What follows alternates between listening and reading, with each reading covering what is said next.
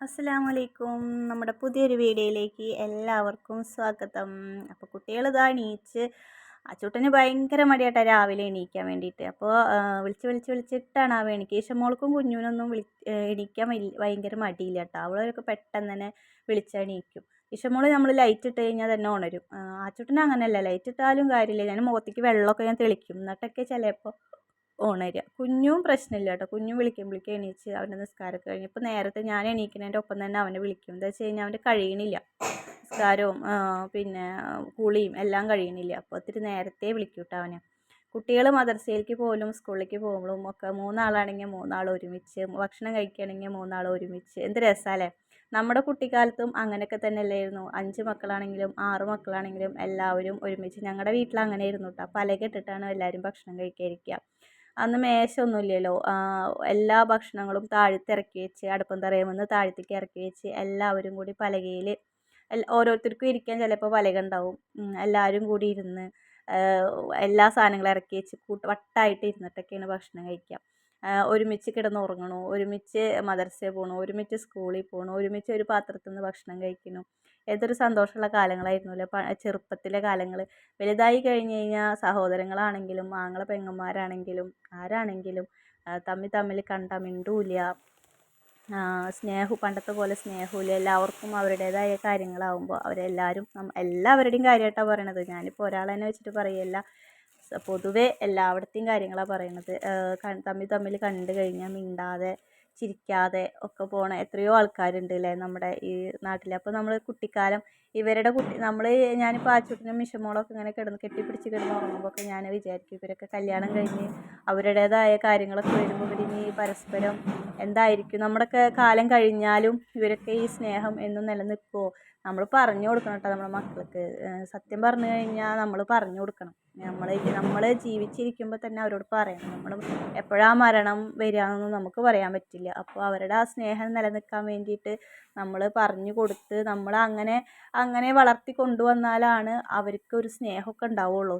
തമ്മിൽ ആങ്ങളയ്ക്കും പെങ്ങൾക്കാണെങ്കിലും ഏട്ടത്തി അനിയത്തികൾക്കാണെങ്കിലും അങ്ങനെ ഒരു സ്നേഹം ഉണ്ടാവണമെങ്കിൽ ചെറുപ്പത്തിലേ പറഞ്ഞ് മനസ്സിലാക്കി കൊടുത്തിട്ട് നമ്മൾ വളർത്തണം. ഇനി എത്ര പറഞ്ഞു കൊടുത്താലും മനസ്സിലാവാതെ സ്വന്തം കാര്യം സിന്ദാബാദ് നോക്കിയിട്ട് നടക്കുന്ന ആൾക്കാരുണ്ട് കേട്ടോ. അങ്ങനത്തെവരെ നമ്മൾ പറഞ്ഞിട്ട് യാതൊരു കാര്യമില്ല. കണ്ടാൽ ചിലപ്പോൾ ചിരിക്കും കൂടി ഇല്ല. അതൊക്കെ ചിലർക്ക് പൈസ ആവുമ്പോൾ അവരുടെ സ്വഭാവമൊക്കെ മാറും. അവർക്ക് പിന്നെ അവരുടെ താഴെയുള്ളവരാണ്, മറ്റുള്ളവരാണ്, മൂത്തവരാണ് എന്നുള്ള ചിന്ത ഒന്നും ഉണ്ടാവില്ല. അവർക്ക് അവരുടേതായ ലോകമായി കഴിഞ്ഞാൽ പിന്നെ കാണുമ്പോൾ പൈസ ഇല്ലാത്തവരനെ കൂടപ്പിറപ്പുകളാണെങ്കിലും കാശില്ലാത്തവരെ കാണുമ്പോൾ പുച്ഛമായിരിക്കും. പക്ഷേ ചിലപ്പോൾ നമുക്കത് വിഷമമായിരിക്കും. ചിലപ്പോൾ തോന്നും അവരങ്ങനെ തന്നെയല്ലേ, അങ്ങനെ ആയിക്കോട്ടെ എന്ന് നമ്മുടെ മനസ്സിൽ തോന്നും.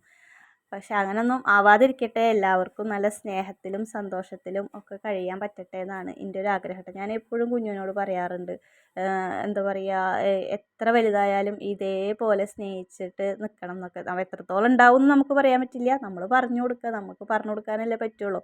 നമ്മൾ മരിക്കണ വരെ അത് എത്ര വലുതായാലും മക്കൾ എത്ര വലുതായാലും നമ്മുടെ അടുത്ത് വന്നിട്ട് അവർക്ക് മനസ്സിൽ വിഷമം തട്ടി കഴിഞ്ഞാൽ ഉമ്മയും ഉപ്പയും ജീവിച്ചിരിക്കുന്നുണ്ടെങ്കിൽ അവർ ചിലപ്പോൾ നമ്മുടെ അടുത്ത് വന്ന് പറഞ്ഞിരിക്കും. പറയുമ്പോൾ നമ്മളത് അത് കേൾക്കാനുള്ള മനസ്സ് നമുക്ക് കാണിക്കണം. നമ്മളത് തിരുത്തി കൊടുക്കാനുള്ളൊരു ഇത് നമ്മൾ കാണിക്കണം. അപ്പോഴാണ് അവർക്കൊരു സമാധാനം കിട്ടുള്ളൂ. അത് ചിലവരാട്ടോ പറയുള്ളൂ, ചില മക്കൾ പറയില്ല. ചില മക്കളാണ് നമ്മുടെ അടുത്ത് വന്ന് പറയുള്ളൂ. പറയുമ്പോൾ നമ്മളത് അവർക്ക് പറഞ്ഞ് മനസ്സിലാക്കി കൊടുക്കണം. ചിലപ്പോൾ ആന പോലെ വലുതായിട്ടുണ്ടാവും, പക്ഷേ അവർക്ക് നമ്മളെക്കാളും അറിവുണ്ടാവും. ചിലപ്പോൾ ചില കാര്യങ്ങളൊക്കെ നമുക്ക് തന്നെ ആയിരിക്കും അറിയുക. അനുഭവങ്ങളിലൂടെ പഠിക്കുമല്ലോ നമ്മൾ ഓരോ കാര്യങ്ങൾ. അപ്പോൾ അതൊക്കെ നമുക്കറിയണ കാര്യങ്ങളൊക്കെ അവർക്ക് പറഞ്ഞു കൊടുക്കണം. ഇതൊക്കെ എങ്ങനെ ഇപ്പോൾ അവരോട് പറയുക, അവരോട് പറഞ്ഞിട്ട് ഇപ്പോൾ ഇതെന്താ കാര്യം എന്നൊക്കെ വിചാരിച്ചിട്ട് ചിന്തിച്ചിരുന്നു കഴിഞ്ഞാൽ അവർക്ക് അവരുടേതായ ഇഷ്ടങ്ങളാവും. നമ്മൾ ഒതുങ്ങി കൂടിയിട്ട് ഇരിക്കും. നാളൊരു ഫോണിൽ ഞാനത് കണ്ടു. നമുക്ക് വയസ്സായി എന്ന് തോന്നുന്നത് മക്കൾ നമ്മളതിനെ പുച്ഛിക്കുമ്പോഴാണ് നമുക്കങ്ങനെ തോന്നുക എന്നാണ് പറയുന്നത് കേട്ടത്. എന്താ പറയുക, ഒരു ആളാട്ട പറഞ്ഞത്. ആളുടെ പേര് ഞാൻ മറന്നു. ഭയങ്കരമായിട്ട് മോട്ടിവേഷൻ ചെയ്യുന്ന ഒരാളാണ് അത് പറഞ്ഞത്. അപ്പോൾ അങ്ങനെ പറയുന്നത് കേട്ടോ. ചിലപ്പോൾ സത്യമായിരിക്കും, നമുക്കറിയില്ല. നമ്മൾ വയസ്സായി നമുക്ക് കുട്ടികൾ വന്നിട്ട് ഉമ്മാക്ക് എന്താ അറിയുക, ഉമ്മാക്കൊന്നും അറിയില്ല, ഞങ്ങളവിടെ മുണ്ടാണ്ടിരുന്നേന്നൊക്കെ പറയുമ്പോൾ നമുക്കത് ചിലപ്പോൾ നമുക്കൊന്നും അറിയില്ല അല്ലേ, നമ്മൾ വയസ്സായില്ലേ, അങ്ങനെ ഒരു ചിന്ത നമുക്ക് വരും. അപ്പോൾ അത് അങ്ങനെയൊക്കെ പറയുമ്പോൾ നമുക്ക് വിഷമമായിരിക്കും. നമ്മൾ അത്രയും സ്നേഹിച്ചിട്ട് വളർത്തുന്ന മക്കളുടെ കാര്യമായിട്ടാണ് ഞാൻ പറഞ്ഞത്. ഇന്നത്തെ കാലത്ത് കുറേ കുട്ടികളെ കുപ്പത്തൊട്ടിയിലും അവിടെയും ഇവിടെയൊക്കെ കൊണ്ടുപോയിട്ടിടുന്ന അമ്മമാരുണ്ട്. പ്രസവത്തിൽ ക്ലോസറ്റിൽ വരെ കൊണ്ടുപോയിട്ടിട്ടുള്ള അമ്മമാരുണ്ട്. അങ്ങനെ ചാക്കിൽ കെട്ടി കൊണ്ടുപോയിട്ടിട്ട് കൊല്ലണ ആൾക്കാരുണ്ട്. അവരുടെ കാര്യമല്ല കേട്ടോ ഞാൻ പറഞ്ഞത്. നന്നായിട്ട് എന്താ പറയുക, നന്നായിട്ട് മക്കളെ നൊന്ത് പ്രസവിച്ചു. അപ്പോൾ പ്രസവ വേദന എല്ലാവർക്കും ഒരുപോലെ തന്നെയാണ്. പക്ഷെ പ്രസവിച്ച് മക്കളേനെ അത്രയും ജീവനോടെ നമ്മൾ നോക്കി വളർത്തി ഓരോ ദിവസവും അവരുടെ വലുതാവണ കാണാൻ വേണ്ടിയിട്ട് നമ്മൾ ആകാംക്ഷയോട് കൂടിയിട്ട് കാത്തിരുന്ന് പിന്നെ നമ്മളതിനെ അങ്ങനെ ചെയ്യുമ്പോൾ നമുക്ക് വിഷമമുണ്ടാവും. അതെല്ലാം അവർക്ക് അവരുടെ വഴി, നമുക്ക് നമ്മുടെ വഴി, നമുക്ക് നമ്മുടെ സുഖം, അങ്ങനെയൊക്കെ ആയിട്ട് നിൽക്കണവർക്ക് ഇത്തിരി സ്നേഹം കുറയും. കുട്ടികൾക്കായാലും കുറയും, ഉമ്മമാർക്കായാലും ചിലപ്പോൾ കുറയും. എന്താ പറയാൻ കാരണം വെച്ചാൽ ഞങ്ങളുടെ വീട്ടിൽ വാടകയ്ക്ക് കൊടുത്തിരുന്നു ഒരു ബാക്കിലൊരു റൂമിൻ്റെ കല്യാണത്തിൻ്റെ സമയത്താണ് ആ സ്ഥലം വിറ്റത്. അപ്പോൾ ബാക്കിലൊരു സൈഡ് റൂം ഉണ്ടായിരുന്നു. സൈഡ് റൂമിൽ വാടകയ്ക്ക് കൊടുത്തിരുന്നു റൂം. നീളനായിരുന്നു ആ റൂം ഉണ്ടായിരുന്നത്. ഒറ്റ റൂം. അതിലൊരു ഉമ്മയും മോനും മാത്രമേ ഉണ്ടായിരുന്നുള്ളൂ താമസിക്കാൻ. ആ എന്താ പറയുക താത്ത അവരുടെ വാപ്പ എങ്ങനെയോ മരിച്ച, ഞാനും ചെറുതായിരുന്നു കേട്ടോ. എനിക്ക് വലിയ കാര്യമായിട്ടുള്ള അറിവൊന്നുമില്ല, എന്നാലും അറിയണത് വെച്ച് പറയുകയാണ്. അപ്പോൾ ആ കുട്ടീനെ യത്തീംഖാനയിലാണ് കൊണ്ടാക്കിയിട്ടുണ്ടായിരുന്നത്. അപ്പോൾ ആ കുട്ടി ഇഷ്ടമില്ല ആ കുട്ടിക്ക് അവിടെ പോയി നിൽക്കാൻ. എന്താ വെച്ച് കഴിഞ്ഞാൽ ആ കുട്ടിക്ക് അതിൻ്റെ ഉമ്മാരുടെ അടുത്ത് നിൽക്കുന്നതാണ് ഇഷ്ടം. അപ്പോൾ ഈ താത്താക്കാണെങ്കിൽ പണിക്ക് പോകണം, രാവിലെ പണിക്ക് പോകാൻ വേണ്ടിയിട്ടും അങ്ങനെയൊക്കെ ആയിട്ടാണ് കൊണ്ടാക്കിയത് തോന്നുന്നുണ്ട്. അപ്പോൾ അത് വന്നു കഴിഞ്ഞാൽ ഞങ്ങളുടെ കൂടെ കളിച്ച് പിന്നെ തിരിച്ച് കൊണ്ടാക്കാൻ നേരത്ത് ഭയങ്കര സങ്കടവും ഭയങ്കര വിഷമവും ഒക്കെയാണ്. അപ്പോൾ തിരിച്ച് വരുമ്പോൾ കുട്ടി വീട്ടിൽ കാണുന്നത് ഓറഞ്ച്, മുന്തിരി, ആപ്പിൾ അങ്ങനെയൊക്കെ കാണുമ്പോൾ കുട്ടി വന്ന വശം ഉമ്മാട് ചോദിക്കുകയാണ്, എന്നെ നിങ്ങളവിടെ കൊണ്ടാക്കിയിട്ട് നിങ്ങൾ ഇതൊക്കെ ഇരുന്ന് കഴിക്കുകയല്ലേ ഇവിടെ എന്നാണ് ചോദിച്ചത്. അപ്പോൾ എന്താ പറയുക, അത് കേൾക്കുമ്പോൾ ഒരു വിഷമം നമുക്ക് ഉണ്ടാവില്ലേ. നമ്മൾ ചിലപ്പോൾ അവർ വരുന്ന സമയത്താവും വാങ്ങിയിട്ടുണ്ടാവും, അതല്ലാന്നുണ്ടെങ്കിൽ ചിലപ്പോൾ നമ്മൾ വാങ്ങി കഴിച്ചിട്ടുണ്ടായിരിക്കും. അപ്പോൾ ആ കുട്ടികളുടെ ആ മനസ്സിൽ വരണ ആ ഒരു അകൽച്ച ഉണ്ടല്ലോ, അപ്പോൾ അതൊരു നമ്മുടെ മനസ്സിൽ നിന്നും നമ്മുടെ അടുത്തു നിന്ന് അവർ അകന്ന് പോവാണ്. അപ്പോൾ പരമാവധി മക്കളേനൊക്കെ ഒന്നിച്ച് നിർത്തി, യത്തീംഖാനയിൽ ഉണ്ടാക്കണ്ടെന്നല്ല കേട്ടോ ഞാൻ പറയുന്നത്, പരമാവധി ഒന്നിച്ച് നിർത്തി അവരുടെ കൂടപ്പിറപ്പുകളൊക്കെ ആയിട്ടുള്ള സ്നേഹവും നമ്മുടെ വാത്സല്യവും നമ്മുടെ കെട്ടിപ്പിടുത്തവും ഒക്കെ അവരറിഞ്ഞ് വളരണം എന്നാണ് എൻ്റെ ഒരു അഭിപ്രായം കേട്ടോ. അതുകൊണ്ട് പറഞ്ഞു എന്നുള്ളൂ.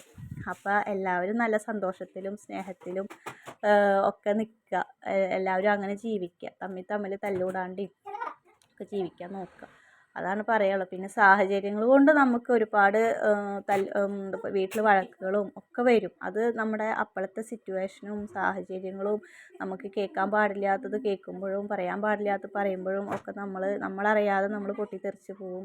അങ്ങനെ ഉണ്ടാവും കേട്ടോ, അങ്ങനെ ഉണ്ടാവുന്ന കാര്യങ്ങളുണ്ട്. അപ്പം എല്ലാം കൂടി നോക്കുമ്പോൾ ഒക്കെ വിധി, യോഗം എന്നൊക്കെ പറഞ്ഞിട്ട് നമ്മൾക്ക് അങ്ങോട്ട് സമാധാനിക്കാം. ഒക്കെ പടച്ചവൻ്റെ കയ്യിൽ കൊടുത്തിട്ടൊക്കെ സമാധാനിച്ച് നിൽക്കാമെന്ന് മാത്രമേ ഉള്ളൂ. പക്ഷെ ആവുന്നതും ആരെയും തരം താഴ്ത്തി വർത്താനം പറയാതിരിക്കുക, അത്രേ പറയാൻ പറ്റുള്ളൂ. ഒരാളെയും പുച്ഛിക്കാതിരിക്കുക. ഇന്ന് എന്താ പറയുക, ഇന്ന് നമ്മൾ നല്ല കുണ്ടിലാണെങ്കിൽ നാളെ ആ കുണ്ടിലേക്ക് അവർക്ക് വരാൻ അത്ര വലിയ താമസമൊന്നും ഉണ്ടാവില്ല. അവരും നാളെ ആ കുണ്ടിലേക്ക് ചിലപ്പോൾ വരും. അപ്പോൾ ആരെയും പുച്ഛിക്കാതെ ആരെയും എന്താ പറയുക, സ്നേഹമില്ലാതെ ഒന്നും, പ്രത്യേകിച്ച് ആൾക്കാർ നമ്മളതിനെ മറ്റുള്ളവർ പറയുമ്പോൾ നമുക്ക് അത്ര വിഷമം ഉണ്ടാവില്ല.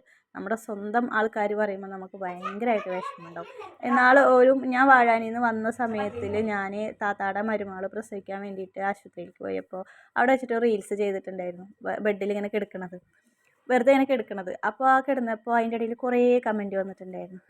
നിനക്ക് അങ്ങനെ വേണം, നീ അവിടെ നിന്ന് ഇറങ്ങി പോകുന്നതിന് നീ അനുഭവിക്കും, അത് പടച്ചവൻ്റെ പണിയാണ്, അങ്ങനെയാണ് ഇങ്ങനെയാണ് എന്നൊക്കെ പറഞ്ഞിട്ട് കമൻറ്റ് വന്നിട്ടുണ്ടായിരുന്നു. അപ്പോൾ നാളെ ഇനി എന്ത് വന്നാലും എന്ത് ബുദ്ധിമുട്ട് വന്നാലും നമുക്ക് അങ്ങനെയുള്ള കുറേ വാക്കുകളൊക്കെ കേൾക്കുന്നുള്ള കാര്യം ഉറപ്പാണ്. അപ്പോൾ അവിടെ നിന്ന് വന്ന് ഞാൻ വെറുതെ, എനിക്ക് വന്ന് പഠിച്ച സഹായിച്ച് ഒന്നും ഉണ്ടായിരുന്നില്ല, ഞാൻ വെറുതെ അവിടെ കിടന്നതാണ്. അവളെന്നെ ലാബ് റൂമിലേക്ക് കൊണ്ടുപോയപ്പോൾ ആ ബെഡിൽ ഞാനൊന്ന് കിടന്നതെന്നുള്ളൂ. പക്ഷേ അത് കണ്ടപ്പോൾ അതിൻ്റെ ഇടയിൽ ഇഷ്ടം പോലെ ആൾക്കാർ കമൻറ്റ് ചെയ്തിട്ടുണ്ടായിരുന്നു.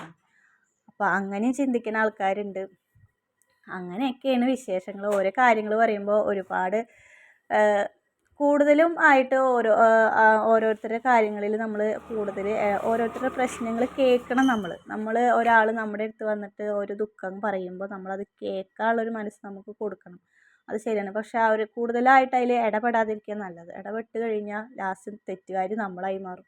അപ്പോൾ അതുകൊണ്ട് തന്നെ ആവുന്നതും ഒക്കെ ഒഴിഞ്ഞു മാറി ഒരകലം പാലിച്ച് ആരാണെങ്കിലും അകലം പാലിച്ച് നിൽക്കുക നല്ലതെന്നാണ് ഞാൻ എൻ്റെ ഒരു ജീവിതത്തിൽ നിന്ന് മനസ്സിലാക്കിയിരിക്കുന്നത് കേട്ടോ. എങ്ങനെയെന്ന് അറിയില്ല, ഇനിയും ജീവിതം കിടക്കുകയാണ് പടച്ചോൻ സഹായിച്ചിട്ടുണ്ടെങ്കിൽ നമുക്കറിയില്ല. നമ്മുടെ യോഗവും വിധിയും ആയുസ്സൊക്കെ പടച്ചോൻ്റെ കയ്യിലാണ് കിടക്കുന്നത്. നമുക്കറിയില്ല നമ്മളെങ്ങനെയാണ് എന്താണെന്നൊന്നും നമുക്കറിയില്ല. അങ്ങനെ വർത്താനം പറഞ്ഞു കഴിഞ്ഞിട്ട് എൻ്റെ പണികളൊക്കെ കഴിഞ്ഞു. നിങ്ങളിത് കേട്ടിട്ട് നിങ്ങൾക്ക് എന്താ തോന്നുന്നത് വെച്ച് കഴിഞ്ഞാൽ കമൻറ്റ് ചെയ്തോളൂ കേട്ടോ. അപ്പോൾ കുറച്ച് പുളി മേടിച്ചിട്ടുണ്ടായിരുന്നു, അപ്പോൾ അത് ഉണക്കാൻ കൊണ്ടുപോയിട്ടതാട്ടോ. അപ്പോൾ ഇന്നത്തെ വിശേഷങ്ങളൊക്കെ ഇത്ര തന്നെ ഉള്ളൂ. എല്ലാവർക്കും വീഡിയോ ഒക്കെ ഇഷ്ടമാവും. ഇഷ്ടപ്പെട്ടാൽ സപ്പോർട്ട് ചെയ്യുക, സബ്സ്ക്രൈബ് ചെയ്യുക. അടുത്ത നല്ലൊരു വീഡിയോ ആയിട്ട് നാളെ വരാം. അതിലേക്ക് എല്ലാവർക്കും ബൈ.